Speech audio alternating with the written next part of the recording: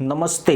मैं हूं सुरेश कुमार इकलवे और आप देख रहे हैं हिंदुस्तान न्यूज एंड टिप्स। पड़ोसी मुल्क पाकिस्तान की सेना में घमासान मच गया है। सेना प्रमुख जनरल कमर जावेद बाजवा पर भारत के लिए काम करने के आरोपों के बाद अब उनके इस्तीफे को लेकर बवाल खड़ा हो गया है। जनरल बाजवा के रिटायरमेंट में चंद महीने ही बचे हैं, लेकिन उससे पहले ही उनके खिलाफ पाक सेना में विद्रोह की चिंगारी भड़क गई है। इसका साफ मतलब यही है कि अब इस रैपिस्ट आर्मी में सब कुछ ठीक नहीं चल रहा है और किसी भी वक्त मुल्लाओं की खींचतान बिगुल का रूप ले सकती है। अपने खिलाफ पाक फौज में उठती बगावत की बू और अपनी हत्या की आशंका के चलते जनरल बाजवा ने महज 60 दिनों के भीतर 2 फॉर्मेशन कमांडर्स कॉन्फ्रेंस का आयोजन करके विद्रोह को दबाने की कोशिश की है। लेकिन बाजवा के इन प्रयासों ने पाकिस्तानी सेना में मचे घमासान को सार्वजनिक कर दिया है। पाकिस्तानी सेना के इतिहास में इतने कम वक्त में 2 बार एफसीसी का आयोजन काफी दुर्लभ घटना माना जा रहा है और ऑपरेशनल एजेंडे पर बातचीत की जाती है।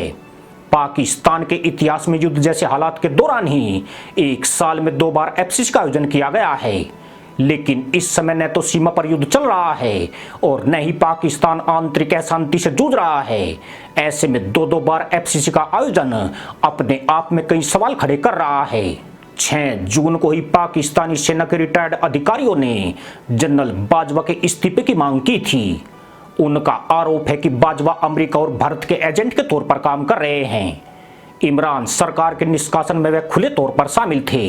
जनरल बाजवा इसी साल नवंबर में रिटायर होने वाले हैं, लेकिन जिस तरह उन पर भारतीय एजेंट होने के आरोप लगे हैं और इमरान सरकार गिराने में भूमिका मिली है, उन्हें खुद के बर्खास्त होने और हत्या का डर सता रहा है। इतना ही नहीं, बाजवा को लेकर सेना 2 धड़ों में बंट गई है, जिसमें एक धड़ा बाजवा के पक्ष में खड़ा हुआ है, जबकि दूसरा गुट उनके विरोध में साजिशें रच रहा है। इस विरोधी गुट को रिटायर्ड सैनिकों का समर्थन भी हासिल है, जबकि बाजवा के साथ आईएसआई अभी भी खड़ी नजर आ रही है। जनरल बाजवा जानते हैं कि अगर उन्होंने इस विद्रोह को नहीं दबाया तो सेना ही एक दूसरे की जानी दुश्मन बन जाएगी। वे यह भी जानते हैं कि रिटायर होने के बाद अगर इमरान खान की सरकार सत्ता में आती है तो उनके खिलाफ कानूनी कार्रवाई जरूर करेगी। ऐसे में अब उन्होंने एक नया खेल खेलने का प्लान बनाया है। फॉर्मेशन कमांडर कॉन्फ्रेंस के जरिए वे अपने गुट के अधिकारियों को महत्वपूर्ण पदों पर बिठा रहे हैं।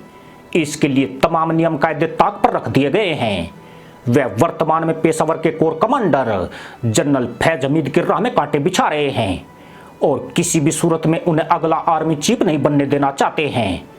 फैज को इमरान खान का खासम खास माना जाता है और सीनियोरिटी के हिसाब से वे इस पद के प्रबल दावेदार माने जा रहे हैं।